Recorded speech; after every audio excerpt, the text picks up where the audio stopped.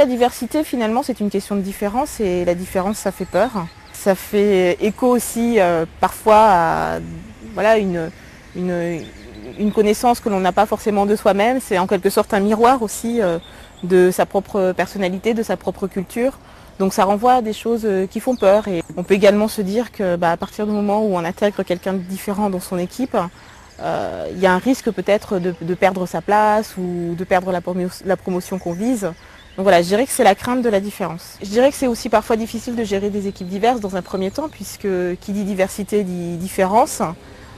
Et la différence, on ne la maîtrise pas forcément tout le temps, tout de suite. Donc il faut l'appréhender, l'apprivoiser, pour ensuite bien la maîtriser. Il est évident qu'entre les grands messages du corporate et la déclinaison à tous les salariés sur le terrain, c'est difficile. Alors, on peut constater des ambiguïtés de situation, des décisions qui sont stratégiques, politiques, qui ne sont pas toujours en cohérence avec le management de la diversité. Alors l'ambiguïté, il faut être très clair, c'est de la dissonance chez les salariés qui entendent des messages mais sans les vivre au quotidien, et ça peut être un petit peu difficile pour eux quelquefois de faire le partage d'une réalité frustrante et de messages qui sont en phase par contre en général avec leurs valeurs. C'est clair que si vous prenez la parité homme-femme, mais que dans votre entreprise les femmes sont toutes au bas de l'échelle et qu'il n'y a personne au conseil de direction, personne n'y croira.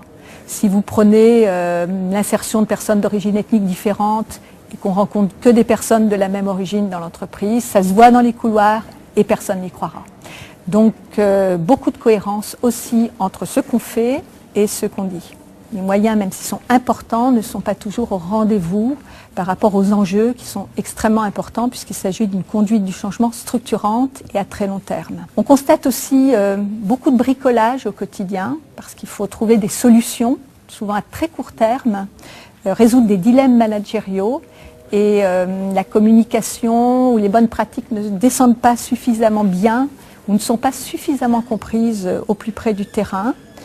Et on peut constater aussi quelquefois la récupération d'initiatives locales pour une politique, en l'occurrence diversité,